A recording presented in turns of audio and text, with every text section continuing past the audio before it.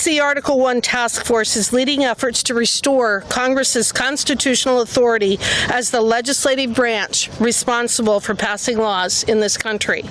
One of Congress's authorities is the constitutional responsibility for overseeing the governance of the District of Columbia. For years now, the D.C. City Council has not only prioritized left-wing policies and programs, but intentionally sought to hide their activities from Congress. It is a new day in D.C., however, and Congress intends to once again assert its authority to ensure that Washington, D.C. rightfully reflects and represents this great nation on the national and international stage. President Trump's unyielding leadership and strength, coupled with proper congressional oversight, ensures that Washington, D.C. will reclaim its rightful place as the shining symbol of American strength and dignity. Article 1, Section 8, Clause 17 of the Constitution states that the seat of government doctrine grants Congress plenary legislative authority over the District of Columbia as the federal capital. The Founding Fathers wanted the nation's capital to be free from disproportionate influence of any single state and the influence of states generally. In 1973, Congress granted D.C. limited home rule authority through the District of Columbia Self-Government Reorganization Act, also called the Home Rule Act. In the Home Rule Act, Congress reserves the right at any time to exercise its constitutional authority as legislature for the district, which it includes the right to review and block local legislation before it takes effect. It has now become necessary for Congress to exercise such authority. Why? Because the D.C. City Council is seeking to exercise its authority not for the best interests of its citizens or the broader community, but for political purposes. Today, the political City Council is using special legislation not for emergencies, but in response to the Trump administration's effort to bring law and order to D.C. and to circumvent Congress's authority. For example, in March, the City Council enacted a temporary law codifying Chevron deference in D.C. in the city courts in an effort to avoid the effects of the United States Supreme Court's decision in Loper-Bright. I filed H.R. 3766 to repeal the special law and prohibit such future laws. Another example, 1 month after President Trump signed his EO making the District of Columbia safe and beautiful, the City Council implemented a temporary law to amend the open meeting requirements to allow it to meet in secret. The City councilmen during the hearing indicated that they wanted to meet in secret in response to congressional and presidential oversight of their failed city policies. In response, Senator Lee and I introduced two bills, one to exercise congressional disapproval and block this law, and also one to create an expedited period of congressional review over special legislation. Section 740, the emergency control of police in the D.C. Home Rule Act, grants the President of the United States the ability to mobilize the Metropolitan Police Force when it's determined that special conditions of an emergency nature exist for federal purposes for a period not to exceed 30 days unless further extended by Congress.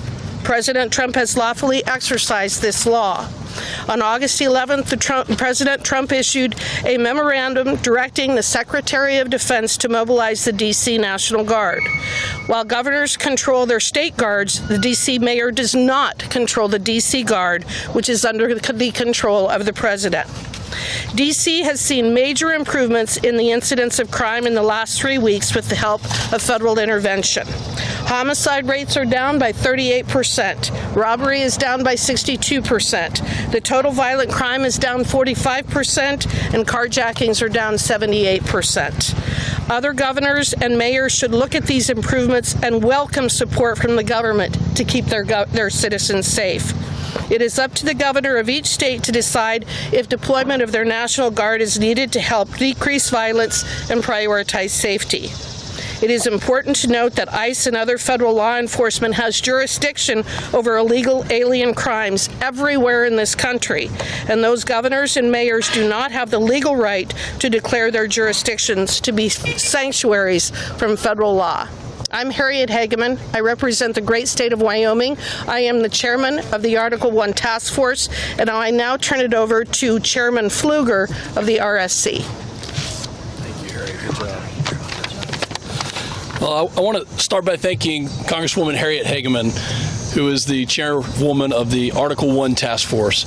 And she's doing a great job. And we're surrounded as well by my colleagues who come from a variety of states, but come here to do the right thing. And unfortunately, we're having to turn our attention in Congress on doing what the District of Columbia, its mayor, and their leadership should have done long ago, and that's to keep this city safe. For too long, we have watched liberal activists like those right there parading as politicians to turn our nation's capital into a crime-infested embarrassment. D.C. became one of America's most dangerous cities because of failed soft-on-crime policies that devastated innocent families while coddling the very criminals terrorizing our states. And it made our capital unsafe for residents, for visitors, for members of Congress, and unfortunately even for our interns and our staff. President Trump has rightfully exercised his authority to restore law and order here over the last few weeks. And what a tremendous job our federal law enforcement officers have done for this city. This is what happens when you have leadership that actually cares about public safety. This is what happens when you have a president and a Congress who are focused on restoring law and order to this great country. Thank the good Lord that we have President Trump back in 1600 Pennsylvania Avenue. Now, Congress must take the next step and use our Article 1 powers. We cannot and will not allow D.C. to fall into a hellscape again. When the local government fails, it's our constitutional duty to act. Congress has a clear constitutional authority over D.C., and we will use it without hesitation to continue making D.C. safe and great again. Criminals should never feel more at home here in this city than the law-abiding residents and visitors and leaders from all over the country, and in fact all over the world, who come to visit this city. The days of letting the left's failed policies destroy great American cities is over. And again, I want to thank my colleagues for their hard work, especially that of Harriet Hageman on the Article 1 Task Force. I now turn it over to my good friend from South Carolina, Mr. William Timmons. Thank you. Good afternoon. I got back here on Sunday, and I got to tell you, the difference is truly incredible. I've been working for the last 6.5 years to try to keep this city what I know it can be, to work with the mayor, the city council, the chief of police, to help people that need help. Thousands of homeless people in our nation's capital. It has just ripped me apart. It is so sad to see people suffering. We need to help these people. And it's even more sad to see the people victimized by violent crime, whether they're killed, carjacked. I've seen members of Congress that have been mugged. We've had staff that have been killed. Enough is enough. Enough is enough. President Trump has saved our nation's capital. I've said for the last 6.5 years that a nation's capital in decline represents a nation in decline. We are not in decline. There's a new day in this country, and there's a new day for American leadership in the world, and our capital needs to show that. So thousands of homeless people that put up tents all over this city are now getting help that they need. They're getting food, they're getting showers, they're getting mental health counseling, they're getting drug counseling. And guess what?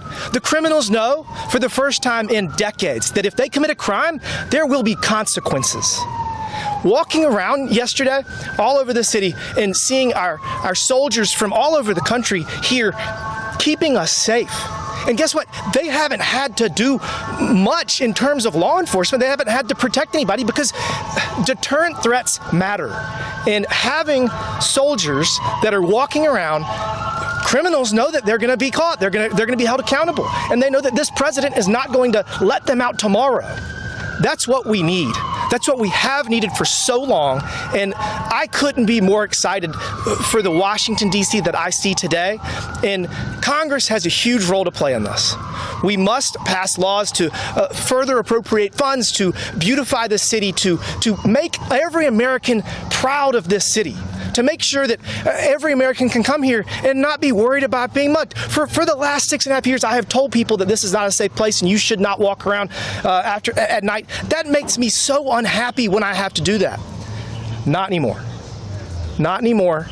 I am so excited that President Trump has taken these steps, and Congress must now act. We're going to pass a number of additional laws to make sure that we never find ourselves in this situation again, and we're going to give not only the funding they have asked for, we're going to give them much more than the funding they asked for to make this city exactly what it should be.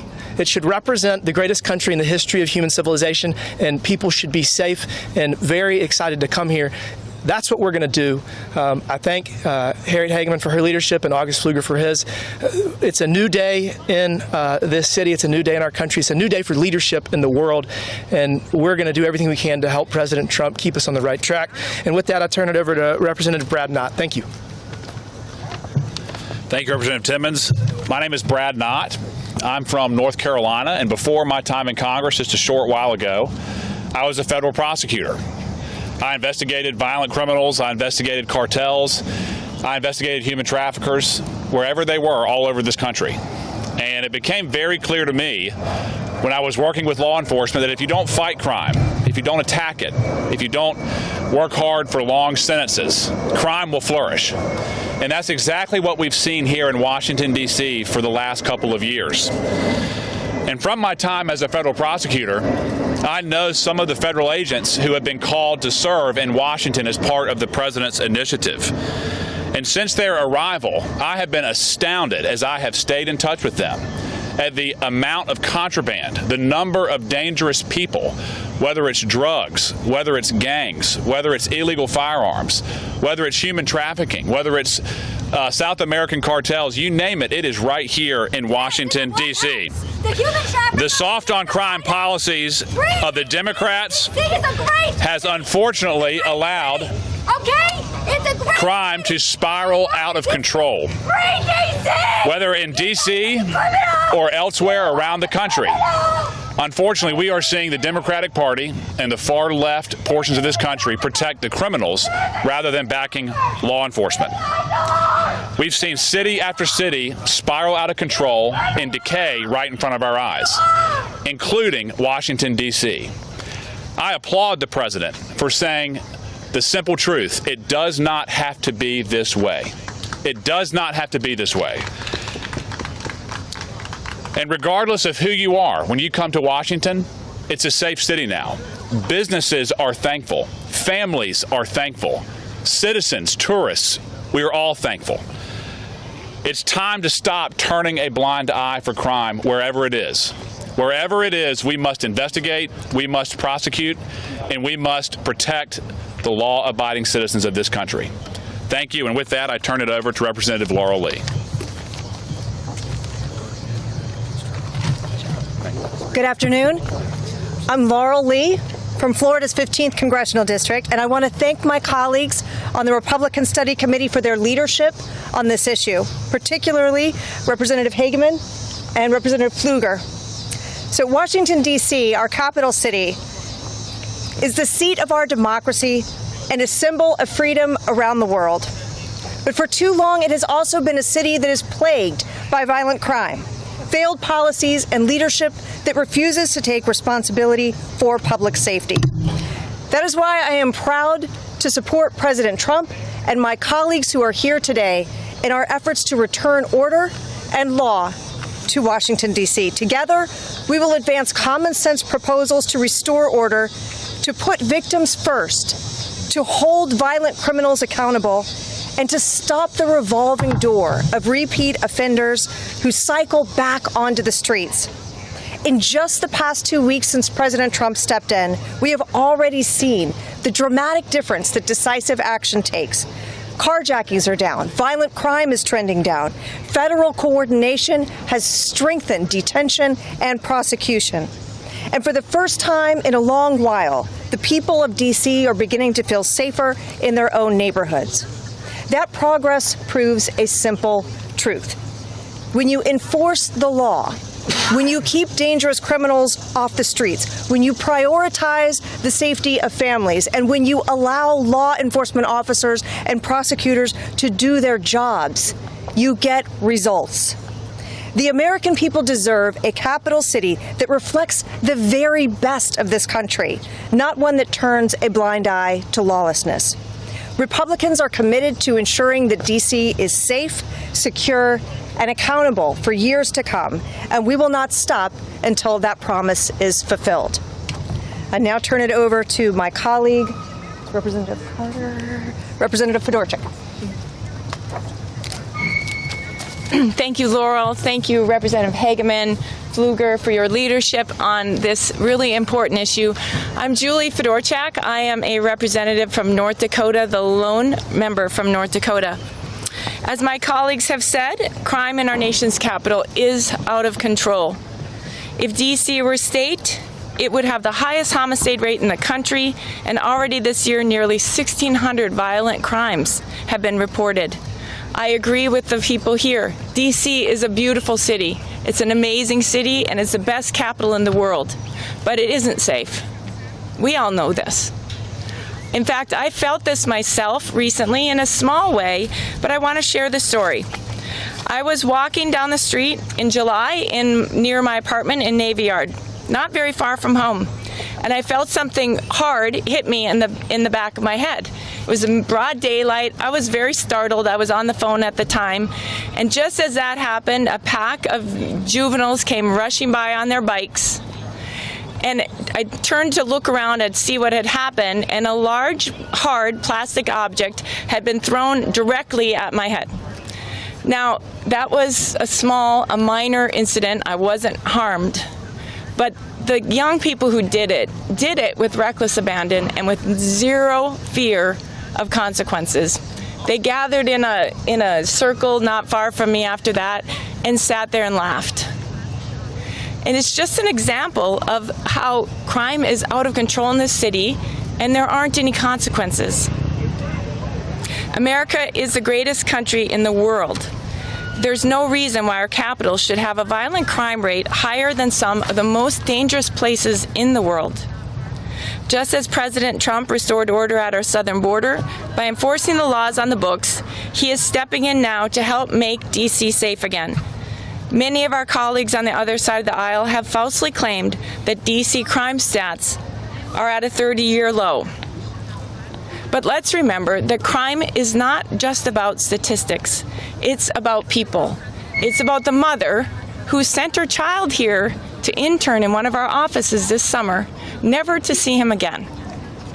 It's about all the families who suffer from crime in this very city. It's about the Metropolitan Police Union, who agrees that they're stretched too thin and don't have the resources to take care of crime in this city and to provide a safe environment.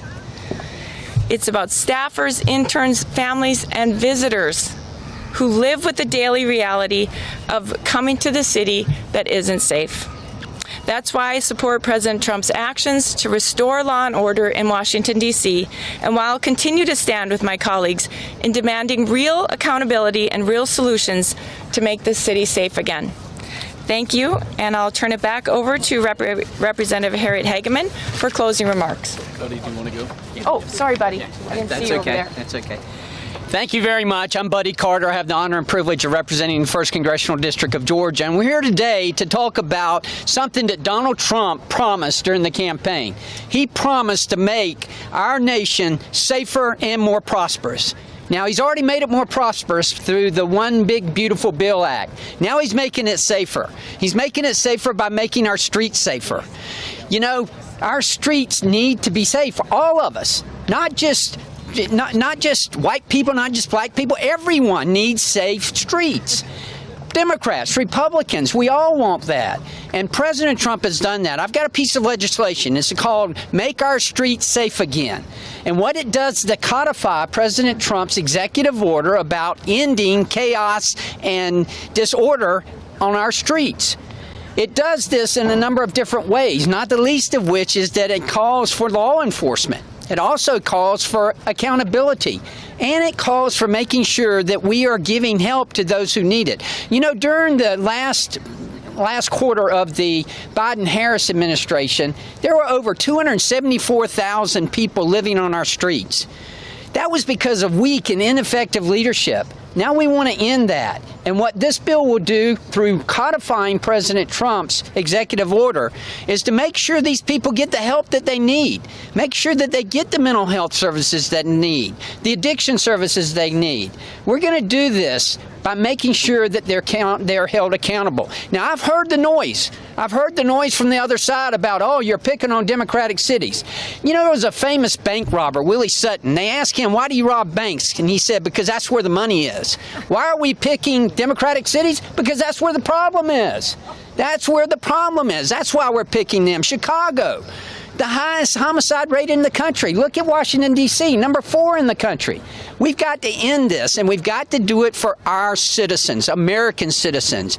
You all have the right, your taxpayers, all of us have the right to be able to enjoy our streets, to be able to walk down the street without fear. Look what has happened here in Washington, D.C. Earlier this summer, we had 2 interns who were shot and killed at the Israeli embassy. We had an intern here at the Capitol who was shot and killed. We had a member of the administration who was mugged and brutally beaten. That cannot happen on our streets. And I applaud President Trump for what he is doing here and cleaning up our streets. And I want to help him. I want to help him by codifying his executive orders, making it into law to where we will have to follow this. Again, 2 promises made to make our country safer and more prosperous. Promises made, promises kept.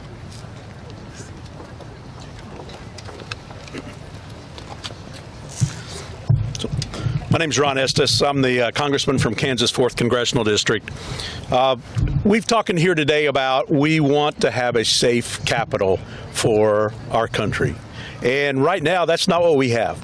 There's the murder rate in Washington, D.C., about 27.5 incidences per 100,000 residents, is larger than so many other world capitals around the world. You can list off other countries: Bogota, Lima, Islamabad, Madrid, other places around, even the United States. The murder rate and the violent crime rate in Washington, D.C. is so bad. And that's why President Trump stepped up, because as members of Congress, we have the responsibility to address and protect and oversee what goes on in the District of Columbia. We didn't want a nation's capital to be in a state where that state would be a special state and get special designation because of that. So we wanted to make sure that it was federal responsibility to make sure that things were addressed there. On June 30th this year, an intern in my office, Eric Tarpinian Chackham, was murdered on the streets of Washington, D.C. It was a senseless crime, and to this day it's not been solved by the Washington, D.C. police. And we want to make sure that we have a safe capital. That's why I applaud President Trump and the work that he's doing in terms of making sure that we do have a safe capital. Yesterday, I was able to walk around the Navy Yard with my daughter, and it was great to see the National Guards out there patrolling around. It was a safe environment for people to hang out. It was nice. There was a family there having a birthday party for one of their children. And we want to make sure that we have a capital that Americans are proud of. It should be a clean capital. It should be a safe capital. We want to be able to have American citizens come here and enjoy their capital. We want to have foreign dignitaries come here and be impressed and enjoy the fact that they've come to America and that we have a nation's capital that we're proud of and we want to support. So I applaud the effort that we're working to make sure that we have safer cities, that we have a safer capital, and that we reduce the crime rate that's been so rampant here in Washington, D.C. Thank you. Anyone else? Anyone else? Okay, wonderful. Thank you. I appreciate all the comments made by my colleagues. I think that you can see that we come at this maybe from a little bit different perspective. At the same time, we all recognize that the beauty and safety of our nation's capital is important to all of us.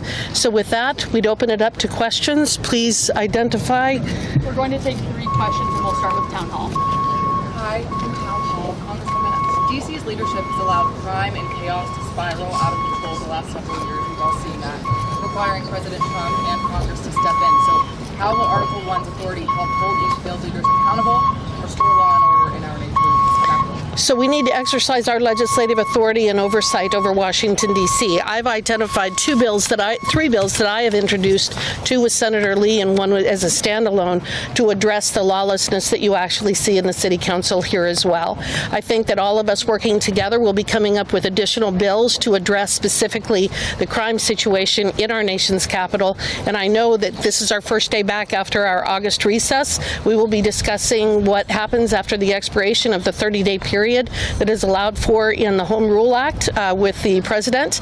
I know that I will be working with my colleagues here to determine what the next step is in that regard.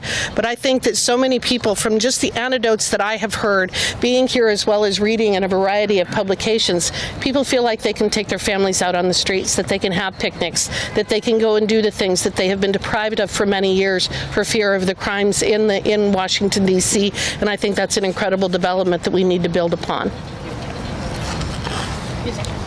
Hannah Brand from News Nation. Wondering if you support President Trump sending troops into other American cities, Chicago, New York, if he doesn't have the approval of mayors and governors there to do so. Well, I think that that's the challenge, isn't it? And that's why I indicated in my comments that it's up to the governors and the mayors of those communities as to whether they're going to protect their citizens or they're going to protect the criminals. We are at a crossroads in our country right now, and I think that it is imperative that our political leaders step up and actually recognize that they work for us, they work for the citizens, not the other way around. They shouldn't be coddling the criminals, they should be protecting their citizens. And they have the ability and the wherewithal to do that. We have seen with the surge in the last 30 days in Washington, D.C. that law enforcement on the streets works. We know that. This is common sense. The mayors and the governors need to step up in places like Chicago, L.A., Atlanta, other places. They need to step up and they need to start protecting their citizens and not protecting the criminals. So you're saying the president should wait for them to ask? I think that it's up to them to make the decision of whether they're going to protect their criminals or they're going to protect their citizens.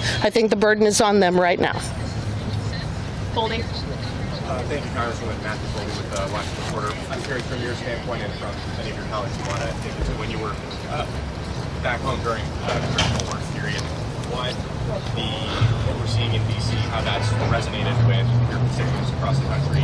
Is that something that makes them want to come here during summer vacation? How did this resonate with Americans? Well, I think that you definitely see that it resonates with Americans, but I think one of the things that I see more than anything in the comments that I receive is that common sense is maybe back in vogue. I think that we all recognize that if you have a police presence and you actually prosecute criminals, you're going to have less crime. You're going to have less people willing to take the risk of either throwing a projectile at a member of Congress or carjack or engage in other nefarious behavior.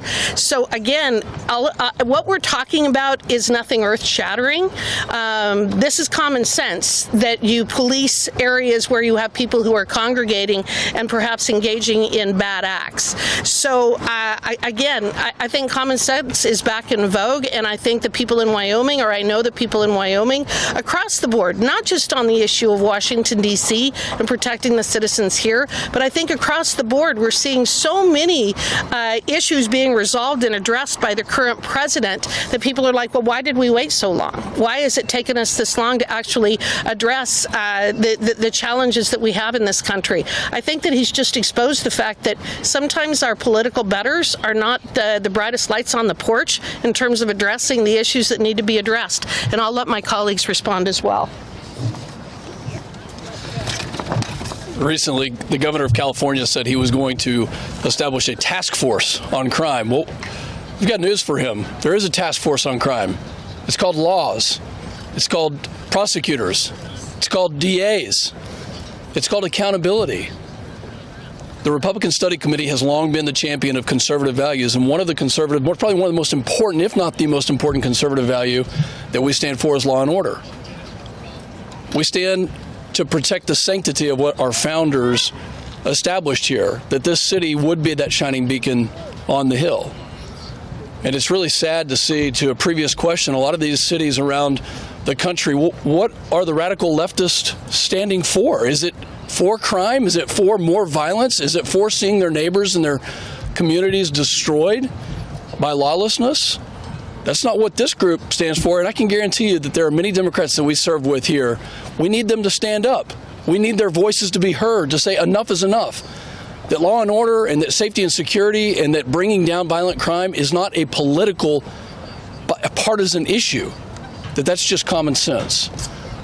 And I'm proud to stand with this group of people here. And in Texas, I can tell you that my constituents are thrilled to know that Washington, D.C. is back on the mend again, that they can finally send their kids up here knowing that their safety and security is going to be well taken care of, because that has not been the case, unfortunately, for far too long.